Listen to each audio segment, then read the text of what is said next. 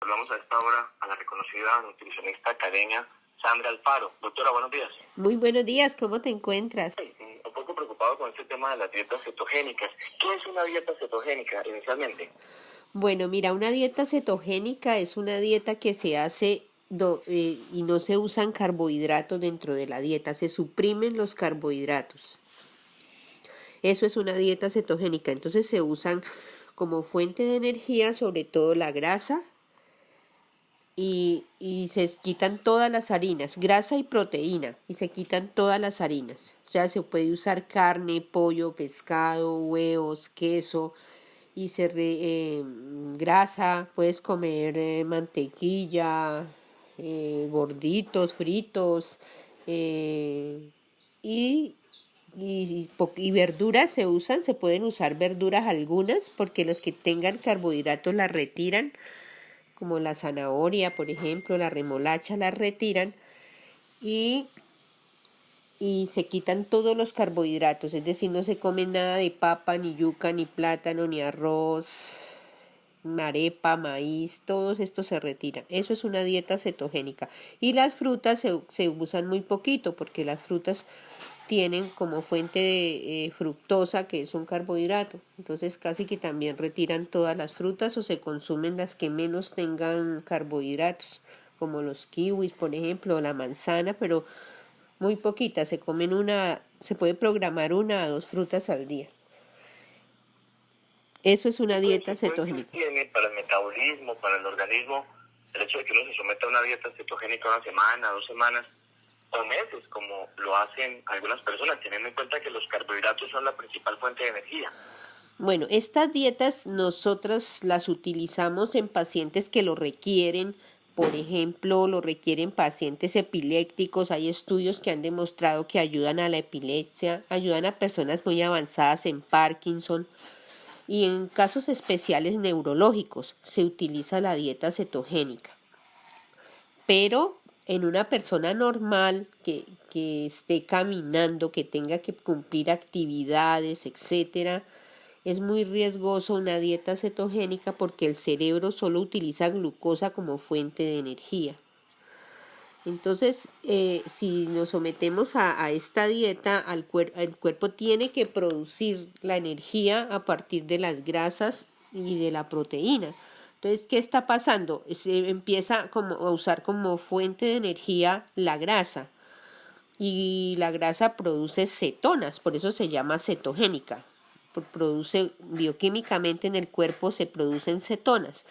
Cuando están elevadas las cetonas en el cuerpo, el cerebro las sensa y dice alto allí, no se puede más porque puede entrar en un estado, perder conciencia, algo. Entonces porque es como el haga de cuenta, es como si tú te pusieras a oler cetona, como cetona las mujeres usamos para quitarnos el esmalte de las uñas. Entonces nos ponemos a oler y nos puede hacer perder un poquito más quietud, somnolencia. Entonces el cerebro sensa eso y empieza a usar la proteína como fuente de energía. Entonces la proteína pues es la masa muscular. Entonces empezamos a usar músculo como fuente de energía para hacer un proceso y todo esto del cuerpo poderlo entrar al ciclo de Krebs y producir energía. Esto desgasta mucho a una persona que esté haciendo actividad. Doctora Alfaro, ¿cómo saber? La gente lo que busca es que en algún momento, ante la ausencia de los carbohidratos como fuente de energía, el organismo comienza a usar su propia grasa como fuente de la misma y poder bajar de peso. De hecho, estas dietas son rápidas y parecen efectivas en ese propósito. Pero ¿cómo saber cuál es el momento en el que no es la grasa, sino la propia masa muscular la que ya comienza a perderse producto de la misma y comienza a generar descompensación? ¿Cómo manejar ese punto de equilibrio? Pues tendría que estar monitoreado esa persona y estarse haciendo pruebas en sangre para mirar que los niveles de cetona no superen y estén haciendo ya un uso de la proteína como fuente de energía. Por eso es muy delicada este tipo de dieta, o sea, y además que en el rango, por ejemplo, si uno está haciendo actividad física, los primeros 40 minutos puede usar la grasa como fuente de energía, ¿sí? si tiene consumo de oxígeno, es decir, si está haciendo una actividad que consuma oxígeno, como montar en bicicleta, trotar. Entonces, hasta los 40 minutos de entrar en actividad, empieza a usar la fuente como fuente de energía la grasa. Lo primero que utiliza es la reserva que tenga de glucosa. Si uno no tiene esta reserva porque no ha consumido carbohidratos, pues muy rápidamente empieza a usar la grasa como fuente energética, pero cuando la grasa al metabolizarse produce cetonas. Entonces, cuando ya estén altas las cetonas, el cuerpo sensa esto y empieza a usar como fuente de energía la proteína.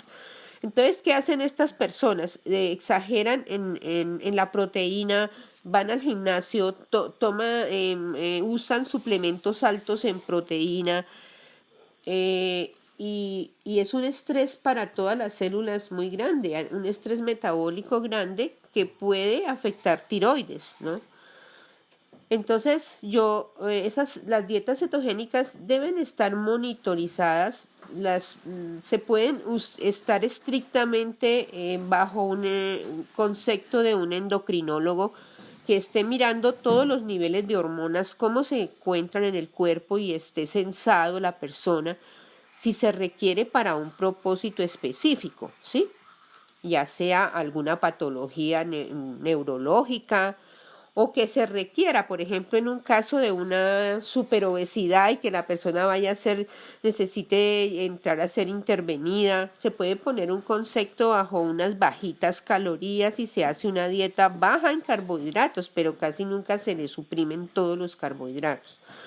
Uno le da el carbohidrato que el cuerpo necesite para que el cerebro tenga la glucosa necesaria, porque es que el cerebro no puede usar grasa como fuente de energía, no puede usar proteínas como fuente de energía. Lo único que utiliza el cerebro como fuente de energía es glucosa. Por eso estas personas empiezan a sufrir de hipoglicemias, que no tienen glucosa, el cerebro la necesita, entonces el cerebro la usa como prioridad. El poquito de glucosa que tenga el cerebro la va a utilizar. Entonces estas personas fácil pueden entrar en una hipoglicemia. Se les baja el nivel de glucosa en sangre y entonces se siente mal. El primer síntoma es que se siente mareada, la temperatura del cuerpo se reduce, se puede aumentar la frecuencia cardíaca, es decir, que el corazón puede empezar a latir más rápido. Es un estrés. Entonces esto no puede ser que cuando yo voy a someter a una persona a todo esto que te digo, a que se aumente la falla cardíaca, que se pueda haber un cambio en las hormonas, tiene que estar con ayuda de un endocrino, tiene que estar con ayuda de un nutricionista de la mano y de alguien y estarle monitorizando el endocrino, estar mandando exámenes para que ellas se estén haciendo y mirando que no nos vamos a sobrepasar y que el objetivo se logre de una manera que nos ayude a alguna patología que se le asocia. Como te digo, casi siempre se utiliza en pacientes epilépticos o con Parkinson avanzado. Demencia senil también se puede utilizar porque ya es una alteración en el cerebro que el exceso de glucosa hace que haya más descontrol. Y cuando ya se producen cuerpos cetónicos, hace que el paciente esté más tranquilo, ¿no? Como en el caso de la epilepsia, en el caso del Parkinson son movimientos repetitivos, etcétera, muchas convulsiones. El paciente con epilepsia convulsiona. Entonces, se ha demostrado que la dieta cetogénica es un beneficio para ese paciente, pero como te digo, siempre está en control, no se deja suelto, está uno monitorizando su dieta. Doctor Alfaro, ¿qué solución podría ser para que las consecuencias de este tipo de dieta sean menos agresivas? Okay. Por ejemplo, reducir los carbohidratos a uno solo diariamente, con lo cual obviamente se van a tener resultados, pero quizás se logra mitigar la consecuencia de la ausencia de carbohidratos. Bueno, sí, claro, mire, lo importante es que una persona cuando tome una decisión de bajar de peso, consulte a un especialista en nutrición. Uno puede mirar las calorías que esa persona requiere. Por ejemplo, vamos a decir que una persona requiere en el día, uno dice, la tasa metabólica basal es lo que gasta el corazón latiendo, el cerebro pensando, haciendo digestión, lo básico que uno requeriría estando sentado para que el cuerpo funcione. Entonces esto se llama la tasa metabólica basal y eso se puede medir, cuánto gasta cada persona. A eso uno le suma la actividad que la persona hace. Entonces esa persona va a la oficina o esa persona trota 1 hora y va sumando. Y dice, bueno, suma todas estas calorías y dice esta persona requiere, por ejemplo, 1700 calorías. Entonces vamos a reducirle 500 calorías de lo que ella requiere para que el cuerpo use lo que tiene ahorrado como fuente energética, que en ese caso es la grasa. Entonces uno calcula esta dieta y esto tiene beneficio, a no ser que haya un problema metabólico que uno ya lo puede manejar con un endocrino, ¿sí? Porque ya cuando la persona uno le hace una dieta reducida en calorías y no baja de peso, algo está pasando. Entonces uno remite a endocrino para que él le haga, el endocrino mira todo, cómo están las hormonas en el cuerpo, qué está pasando y empieza a hacer un trabajo en equipo. Eso se debería hacer.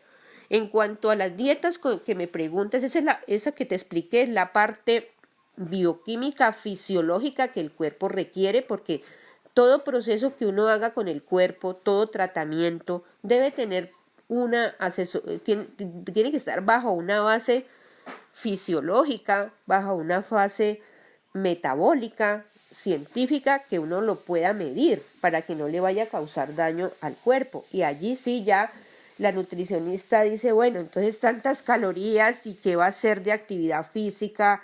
Y ahí entra también una persona experta en actividad física y le dice cómo hacerlo. Y si la persona tiene problemas psicológicos, también le ayuda la parte psicológica. Entonces mira que es un trabajo en equipo. Hasta la parte social, donde compra, donde come, se le enseña a mercar, a comprar, etc. Entonces no es un trabajo solo de una dieta. Pero ¿qué te iba tu pregunta? Entonces, a mí me está preocupante porque todo el mundo está diciendo que todos los carbohidratos son malos, que las frutas son malas. Entonces esto es riesgoso para toda la población, porque las frutas no solamente son fuente de energía, de fructosa, las frutas son fuente de vitaminas y tienen algunos aminoácidos. Por ejemplo, la manzana es fuente de ornitina, que la ornitina tiene funciones en el cuerpo. Cada aminoácido tiene una función, lo que pasa es que no estudiamos qué hace cada nutriente en el cuerpo. Entonces, suspender las frutas está causándole al cuerpo un desbalance en algunas enzimas, en vitaminas, en minerales también, por ejemplo, en electrolitos. Por ejemplo, el potasio está en el banano y a veces el banano lo castigan, que el banano... Por ahí miré un artículo en la internet que decía que comer banano es como comer azúcar pura. Y eso no es cierto, porque el azúcar pura tiene solo carbohidratos, mientras que y los carbohidratos son glucosa. En cambio, el banano tiene fructosa, que se va por otra vía metabólica, y el solo hecho de irse por esa vía en la digestión se gastan calorías. Entonces no es lo mismo comerse una cucharada de azúcar que comerse un trozo de banano.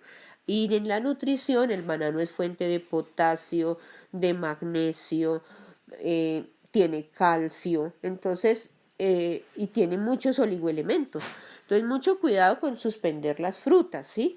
¿Qué es importante? Dejar de comer tantas harinas procesadas. Eso está causando efectos, o sea, nos estamos quedando sentados comiendo paqueticos, ¿sí?